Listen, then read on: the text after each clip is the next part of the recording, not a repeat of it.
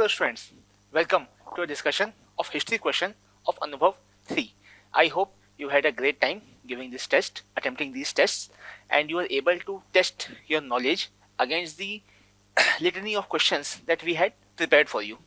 Okay, so let's first get through the process of the discussion. How will we be going about it? Okay, first I'll will discuss the question.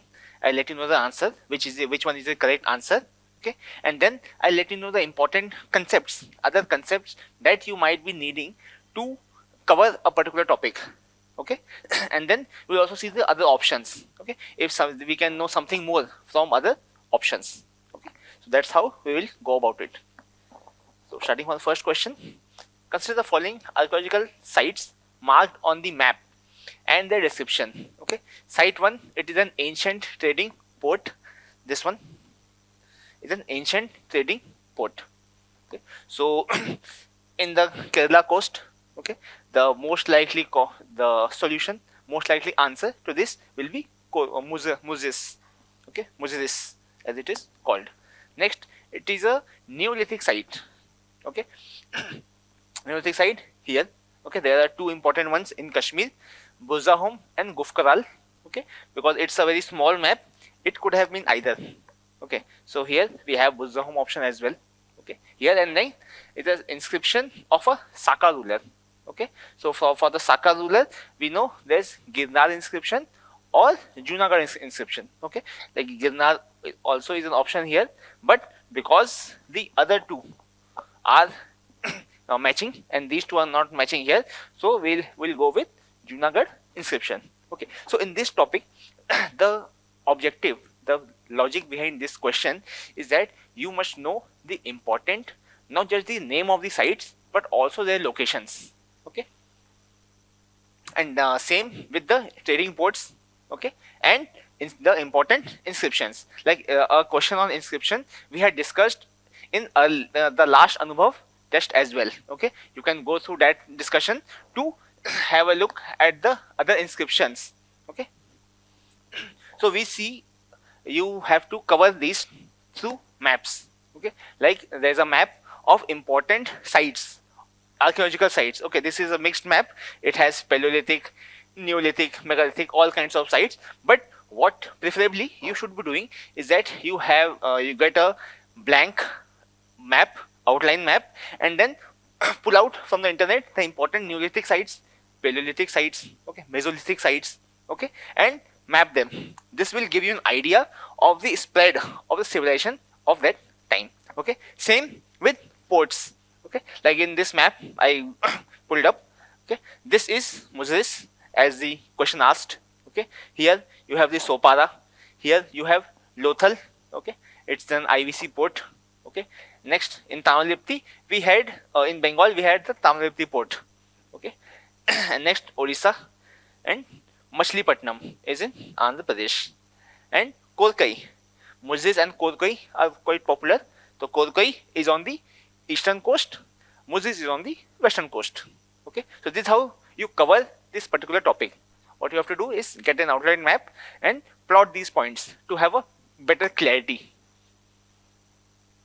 We jump to the next question.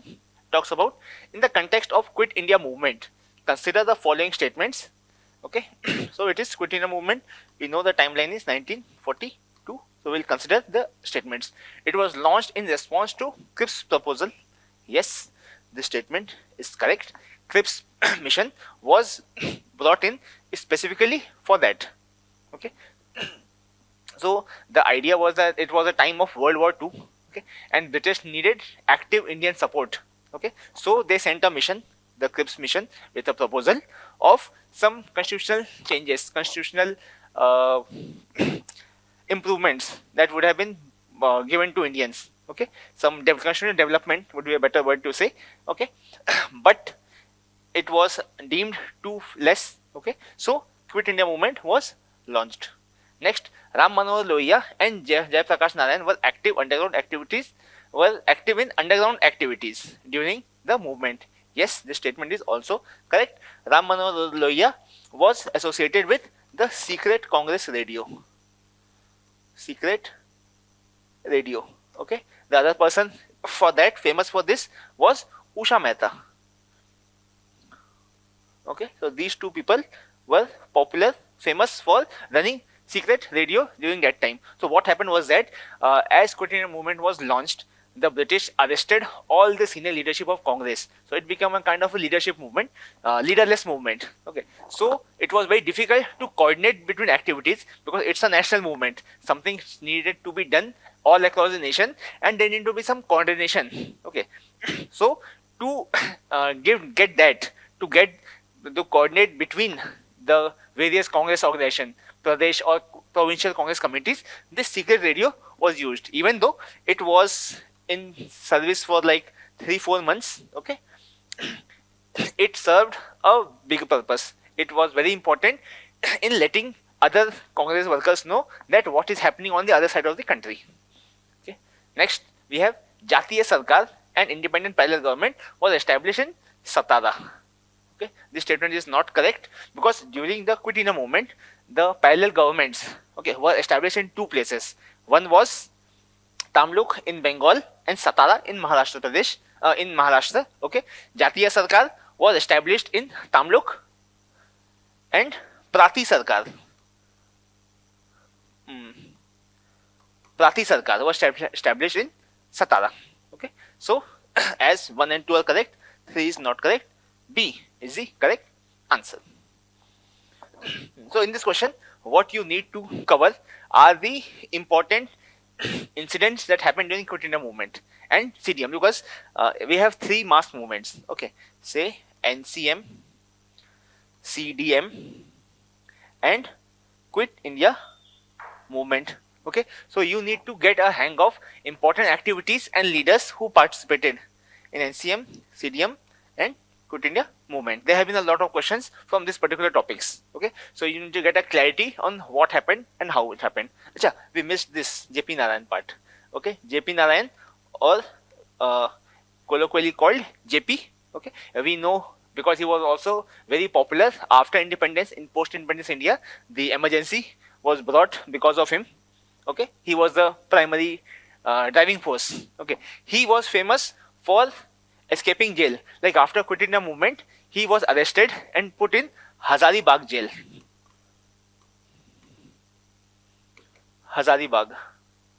In Hazaribagh jail, and when Quit India movement was launched, okay, he escaped the jail to join the movement. Okay, and he also led a guerrilla force. Okay, guerrilla force, and fought against the British. Okay, so this answer to this particular question is B. Next, with reference to officers under the Gupta administration, consider the following pairs. Okay, Nagar Shreshti, head of city merchants. Yes, we're talking about Gupta administration. So we know at that time the guilds. Okay, guilds also called Shrenis. Okay, this was the like CII and ASOCAM of that time. Okay, it was a guild of businessmen. Okay, and then these businessmen divided themselves in other separate smaller guilds. Like there will be a guild of goldsmiths. Okay, there will be a guild of traders. Okay, cloth traders. Okay, there will be a group of blacksmiths. Okay, so these smiths, what they did, they organized their trade very well. Okay, and controlled it. Okay, they took charge of training their interns. Okay, and keeping, and when the merchants traded, okay, they ensured that they moved in bigger numbers to provide security to everyone. Okay, so those were guilds. Okay, Nagar Shreshti, city merchants. Sathava was leader of merchant caravans. As I said, when they moved, okay, there used to be a big caravan, and he was the leader there. Okay, Pratham Kulika, head of artisans. Like I said, there are a number of guilds. So we see there are other important officers in the Gupta period as well, like Amatyas and Kumar Amatyas. Okay, Amatyas were like ministers, and if you don't want to see it as some ministers, you can also see them as secretaries. Secretary level, the highest level of positions, okay, who are in charge of particular thing.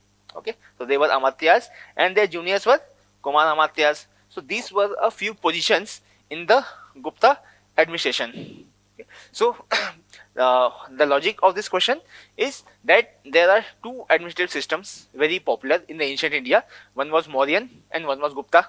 Okay. Mauryan was even more expansive and detailed. Okay, the idea for that comes from uh, Kautilya's Arthashastra. Okay, so you need to have a hang on that. Okay, you get the important ministers on in positions from that. Okay, and then from the Gupta administration, there have been a few questions. They might reappear. Okay, so you need to get an idea about that. So we all of these three statements are correct and correctly matched. Answer is D.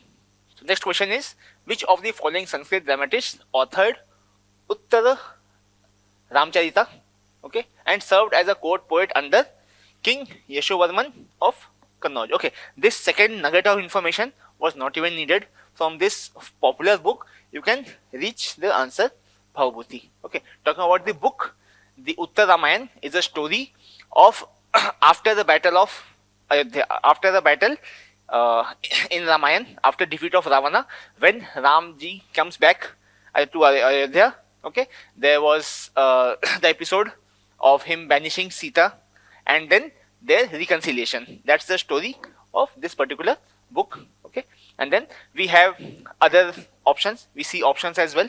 Okay, Kalidasa needs little introduction. Okay, he was the most famous poet of the Gupta period.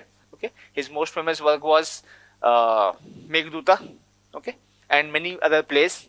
Okay, in Bhasha, he is not very well known, but he has written a number of plays, okay, which were lost in time and it was discovered later. Okay, he predates even Kalidasa. Okay, and then Vishak Dutt,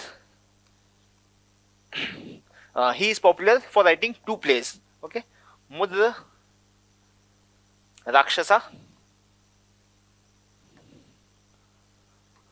and Devi Chandraguptam. Okay, Mudra Rakshasa talks about Chandragupta I. Okay, how with the help of Chanakya he got better of the Nandas and defeated them and established an empire. Second book, Devi Chandraguptam, is a story of Chandragupta II. Okay, it is a story of how Chandragupta II got his empire back from his brother Ramgupt. Okay, so we see this question is also important because it highlights the important books and authors. Okay, you need to have a compilation of them, okay, because there have been a lot of questions. Okay, and we provide some content regarding that. Okay, you can just Google a list of important authors and books, and you will get a number of lists. Okay, you just need to make one for your own. Okay, next, with reference to INA trials. Okay, consider the following statements. The trials were presided over by British military court. Yes, it was court martial.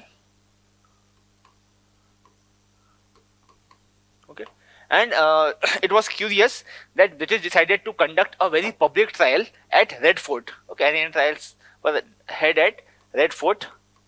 Okay, the idea was that the British wanted people to show that yes, we are still rulers of the country, and if you revolt against us, if you fight against us, we will punish you. But it exact opposite happened. Okay, it fueled rage against the British. Okay, and then the anti-national, anti-British sentiment even got flamed up. Okay, because of this very public trial. Okay, so it kind of worked against what British thought. Next, Jawaharlal Nehru was part of the defense team of NIA officers. Yes, he was part of the team. When it was announced that INA trials would happen at Red Fort, the Congress committee took charge of the defense. Okay, he was part of a big team. Okay, the team was led by Bhula Bhai Desai. Okay, Bhula Bhai Desai. Okay, it also had eminent lawyers like Tej Bahadur Sapru, Asaf Ali,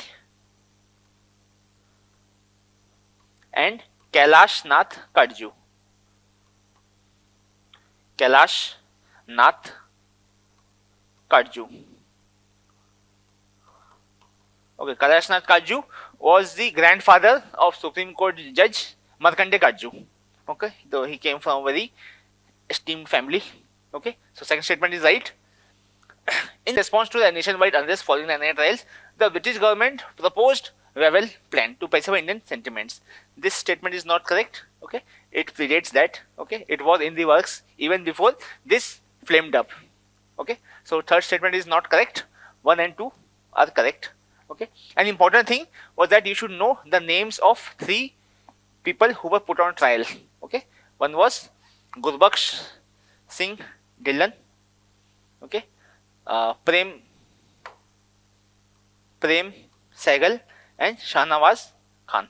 Okay, you must know the names of these 3 leaders, these 3 important military officers. Okay, what happened was that these people were serving with the British when the British fled from Rangoon. Okay, when they pulled their armies back, they left these people behind. They were caught by the Japanese and the opposing forces, and later they became prisoners of war and then joined INA. Okay, so that is how they came on the other side of the British fighting forces. Okay. Next, we have Dhamek Stupa, which is site in Sarnath. Yes, it is in Sarnath. Lord Buddha gave his first sermon. Yes, after Buddha's enlightenment in Bodh Gaya. Okay, he travelled to Sarnath and gave his first sermon there. So first statement is correct. 1, 3 is correct. Next, Rambha Stupa of Bodh Gaya, site of cremation of Lord Buddha. This statement is not correct because Buddha died in Kushinagar. Okay, he died in Kushinagar and was cremated there. So second pair is not matching. Then Bharhut Stupa, Satna. So this statement is correct. Bharhut Stupa is in Satna district of MP. Birthplace of Buddha. This is not correct because birthplace of Buddha is Lumbini. Okay, so you must understand. So here only one option is correct. Option A, only one pair is right. So there are 4 important phases of his life. Okay, his birth was in Lumbini, and then his enlightenment, which happened at Bodh Gaya. Okay, and then his first sermon, which was at Sarnath. Okay, they say it is called Dham Chakra Pravartan. Okay, and next his demise was at Kushinagar. Okay, so these 4 places are very important when it comes to timeline of Gautam Buddha. Okay, and since we are on this topic, and Buddhism and Jainism go hand in hand, so as you are reading about the life of Buddha, you also read about the life of Mahavira. Okay, you must also know where Lord Mahavir was born and where he died. Okay.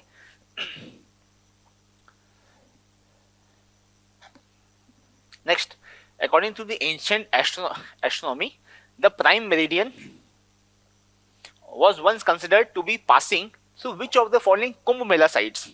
Okay, it's good that all of these sites options are Kumbh Mela sites. Okay, the answer to this question is Ujjain. Okay, so how do we know it? It was written in a book. It's a compilation of astronomical theories and ideas. Surya Siddhanta. Surya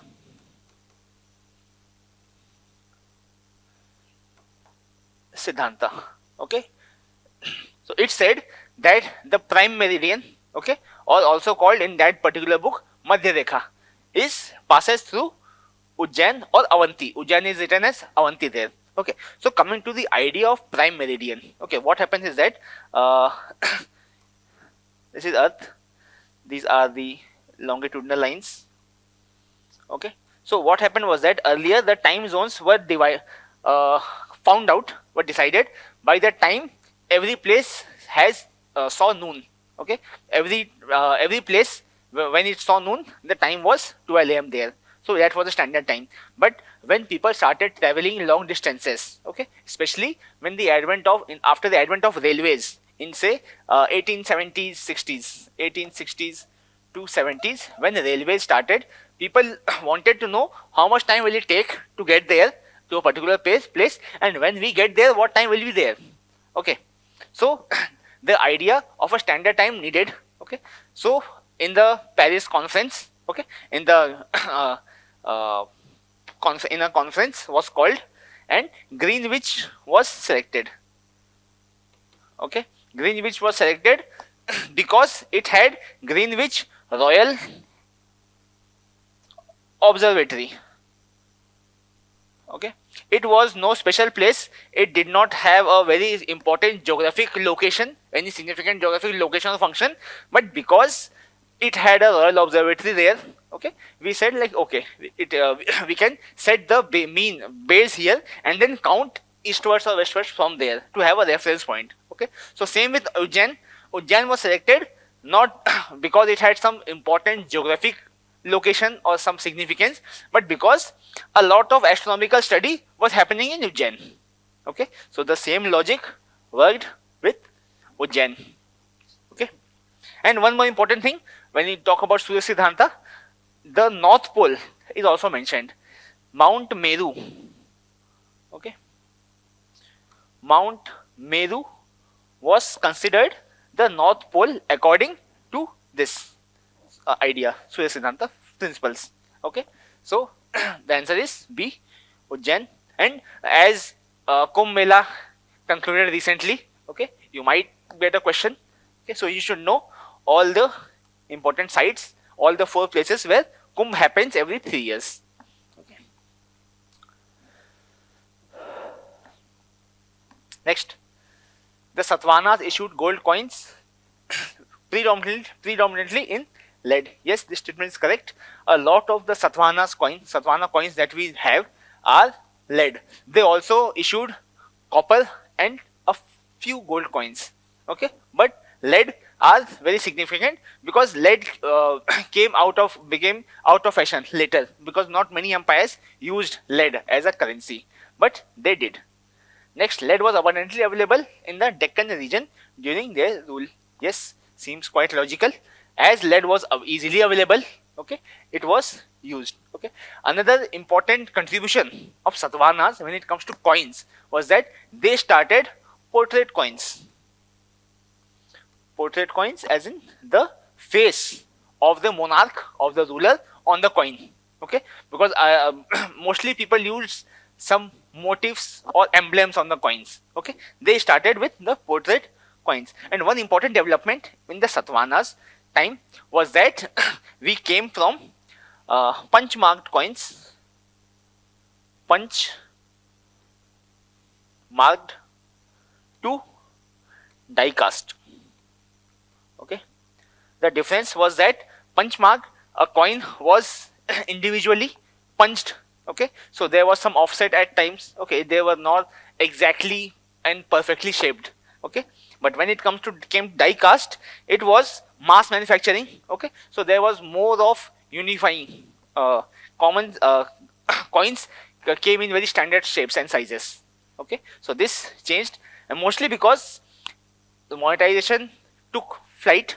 Okay, as monetization increased, people saw the utility of using coins instead of barter. Okay, earlier people were using just barters. As the importance of coin increased, okay, as the volume increased, they saw the need for standardization and moved to better technology, better techniques of coin making, which was die cast. Okay. So Satavahanas are very important. You read about it, about their contribution to art and culture. Okay. Next, consider following statement regarding evolution of civil services in British India. Okay, so students preparing for civil services, trying their hand at a question on civil services. Okay, kind of an inception thing going on here. Okay, so we'll see the history. This you will be able to do it if you go through the history of civil services, how it came about. The question has also come: who was the first one to clear civil services? Okay, Satyanarayana Tagore in 1863. Okay, so it has been a important theme. Okay, so we'll see the statements. Montagu Conference reforms recommended that Indian civil services examination be conducted simultaneously in India and England. Yes, this statement is correct. It started in the year 1922, though it was not a new demand. Okay, even the moderates, the first moderates of Congress, okay, like Firoz Shah Mehta and Dadabhai Naoroji, they were the first to start with the demand that it should be conducted in India, because they saw how it was biased against Europeans. Because it used to happen that the age was 21, later it was reduced to even 19, and a 19-year-old would had to from India would had to travel to London to give this exam and read subjects they did not read here, like Latin, okay, and other language and literature papers. Okay, so it was the design was exam of the exam was made such a way that it excluded Indians. Okay, but still people started qualifying it. Okay, even Subhash Chandra Bose did. Okay, so next statement, Lee Commission in 2024 recommended the establishment of Public Services Commission recruited commission for recruitment to public service exams in India. Yes. Okay, the name of the commission was Royal Commission for to look into public services in India. Okay, they recommended two things. Okay, one was the proportion of the recruited officers should be 20% should be the ones who are being promoted. Okay, 40% Indians and 40% British. This was the recommendation. Okay, another recommendation of there was to have all India services, okay, and provincial services, central service and provincial services. Okay, so this was their recommendation. These two were their recommendations. Okay, third, Government of India Act 1935 provided for a Federal Public Service Commission and provincial public service commissions. Yes, this statement is also correct. The UPSC, as we know now, was called Federal Public Service Commission, and the State Services Commission was Provincial Public Service Commission. Like all the provinces had this Provincial Public Service Commission, and India had federal, because it was a federal system. Federal setup was envisioned for India. Okay, the current erstwhile Federal Public Service Commission became UPSC as we know it. So option is D. So the next question, in the context of Bhakti traditions, okay, we come to the question of Bhakti movements. Which of the statements given below are correct? Guru Ravidas influenced both Sikhism and Bhakti tradition. Yes, this statement is correct. He was quite popular in the North and Western Indian circles. Okay, so and because of the overlap, okay, like the ideas of devotion and equality. Okay, so he was popular in both Sikhism and Bhakti traditions. Okay, Sudas composed devotional poetry on Lord Krishna. Yes, it's quite popular that he has done that. Okay, next, Andal was a female saint poet. Yes, it's correct. Of Kannada Bhakti movement. This one is not correct because Andal was Tamil.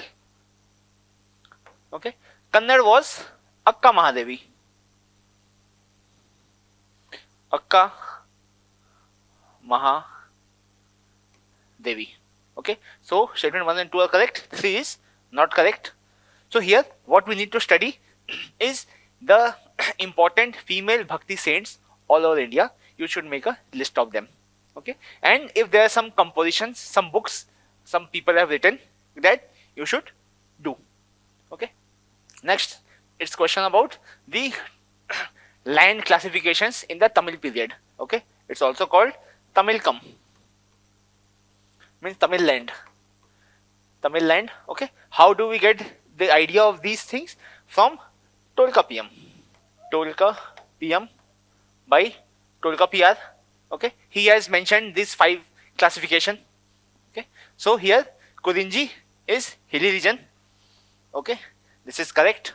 Mullai is not wetlands, but Mullai is pastoral land. Palai is not pastoral lands. Palai is arid desert. And other 2 classifications, the categories were Marutham, agricultural land or fertile land, and Naithal, or coastal land or salty land. Okay, so this was the 5 types of territories, 5 types of land found in Tamilkam or Tamil land. Okay, and we got this idea from Tolkappiyam, written by Tolkappiyar. Okay, it was Sangam literature. Okay, so Sangam literature is also important from our point of view in the art and culture. Okay, so you can also check the other important literary artifacts of Sangam literature. Okay, the important poets, okay, and important creations of that time. Coming to the next question, consider following statement with Chola Empire. Okay, we are looking at the Chola Empire now. The kings used to add Varman suffix as a part of the process of claiming Kshatriya status. Yes, this statement is correct. We have kings like Aditya Varman,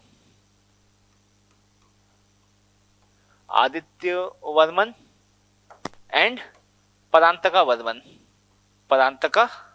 Varman. Okay, so these people, these kings took titles on suffix of Varman to indicate their genealogy from Kshatriyas. Okay, justice was carried out by village assemblies through special committees. Yes, we know the Chola kingdom had a very developed system of village assemblies. Okay, we know it because of Uttara Meru inscription.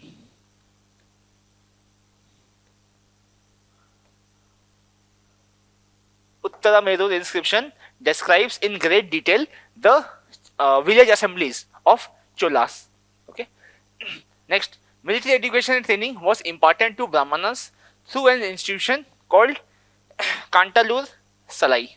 Okay, this statement is correct, but if we are talking about the Chola Empire, this becomes wrong because it was the feature of Cheras.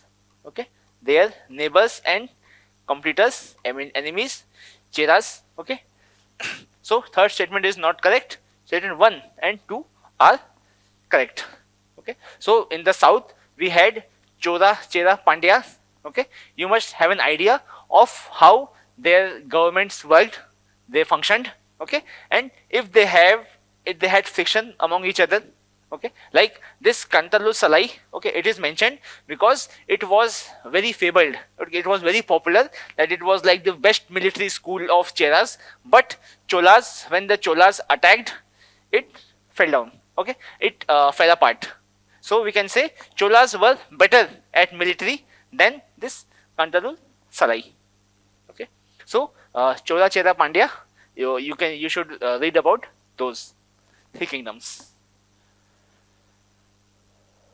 Okay, next question is about from the modern history regarding Sri Aurobindo Ghosh. Okay, he was one of the prominent leaders of extremists. Like when the phase of Congress changed from the baton got passed down to the next generation of leaders. Okay, from moderates it came to extremists. These extremists were prominently Lal Balpal, Lal okay, Lal Lajpat Rai, Bal Gangadhar Tilak, and Bipin Chandra Pal, and Aurobindo Ghosh was also a very important leader at that time.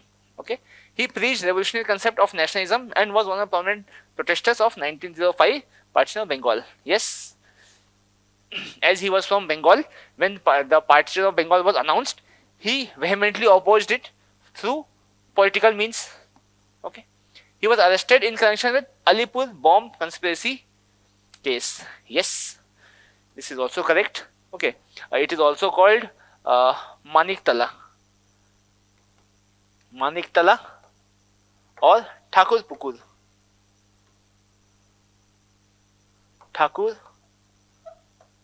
conspiracy case, because these are just the names of the areas. Okay, the area he lived was Maniktala and the locality was Thakur Pukur.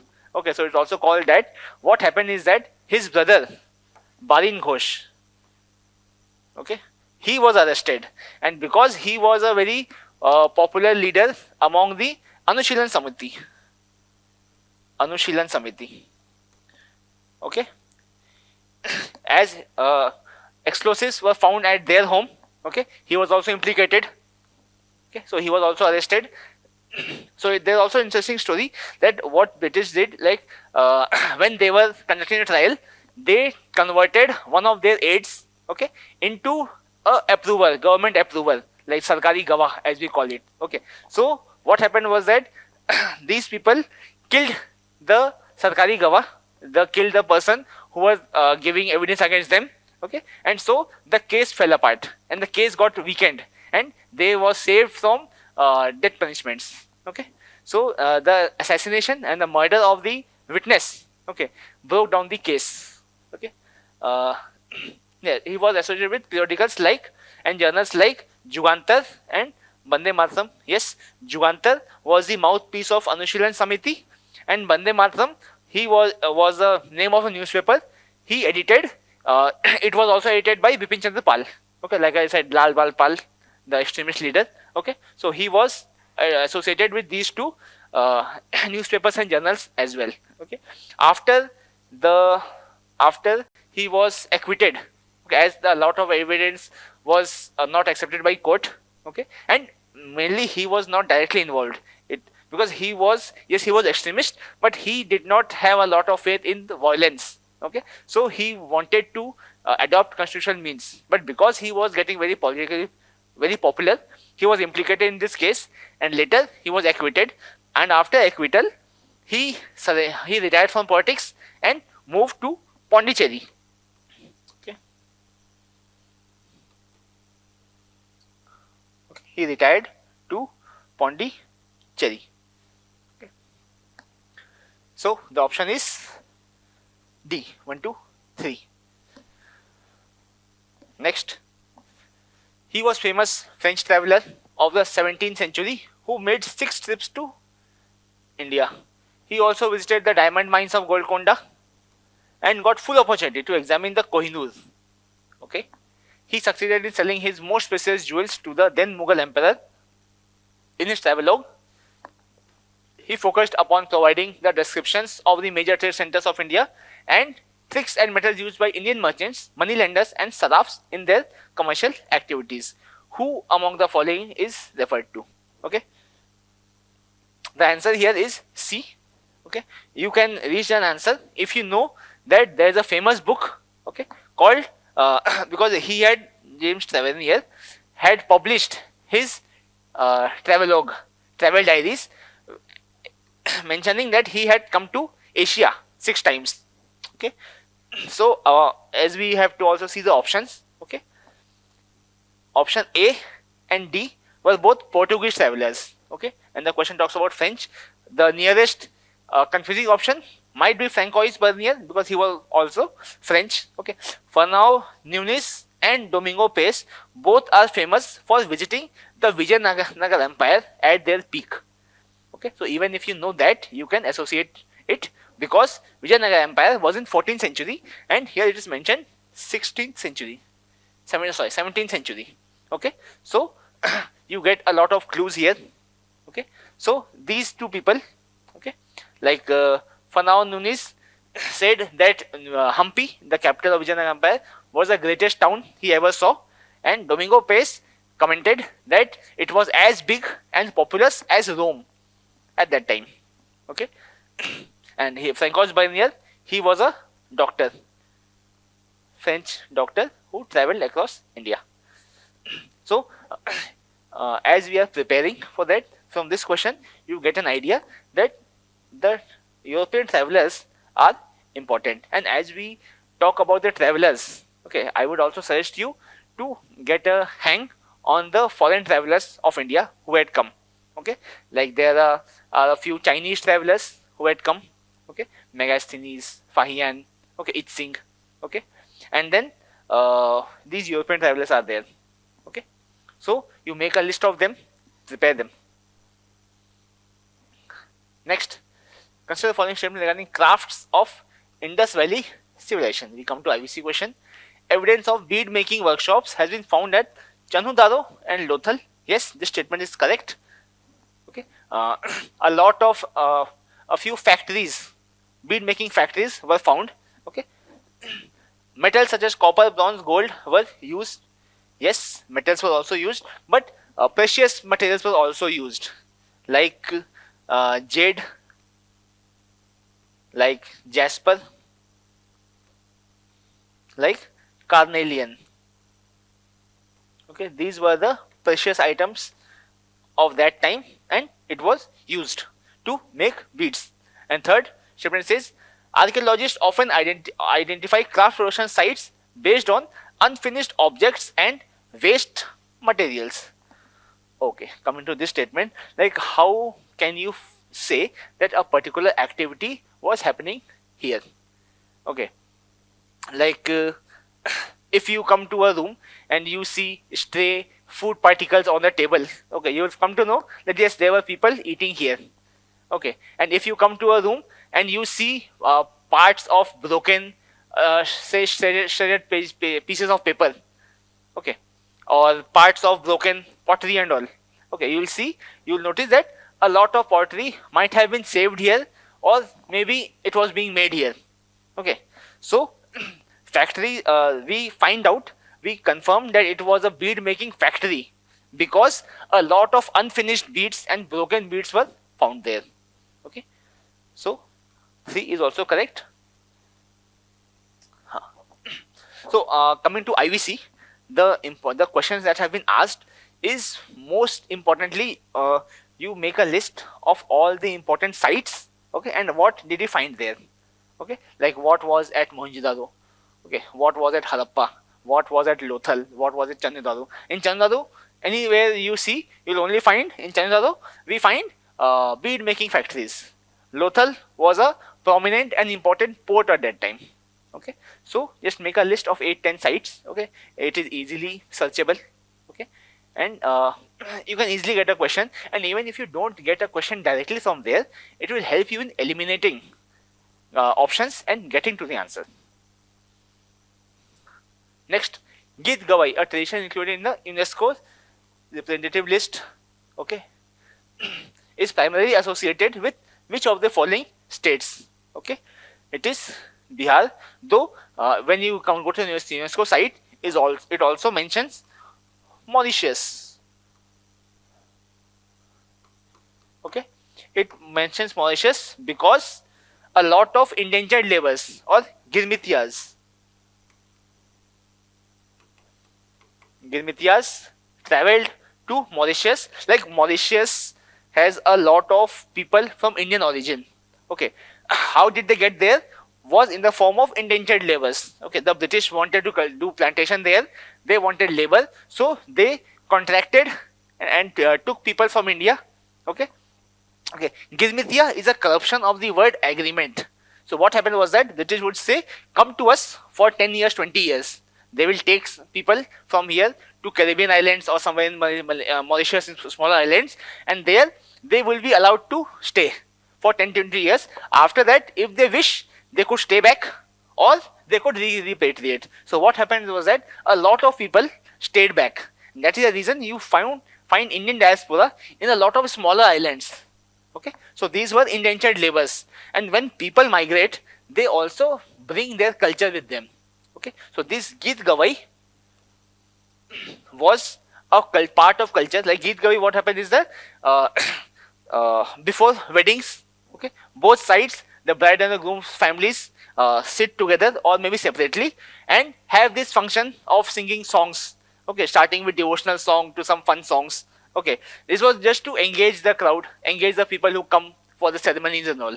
Okay, it is a very important part of culture. So when people moved out of India to their other places, they took it with them. Okay, and recently it has been recognized by UNESCO under the Intangible Culture Heritage Sites. Okay, Intangible Culture Heritage of Humanity. Okay, it's a representative list as of now. It has not been confirmed. Okay, so far we have, though we have like a lot of things under that. Okay, we have the Kumbh Mela, we have yoga. Okay, so the answer will be D, Bihar. Okay, so that will be end of discussion for that will be end of discussion for history. Be with us, stay with us for the next subject. Okay, and I wish you all the best for this year's attempt. Thank you.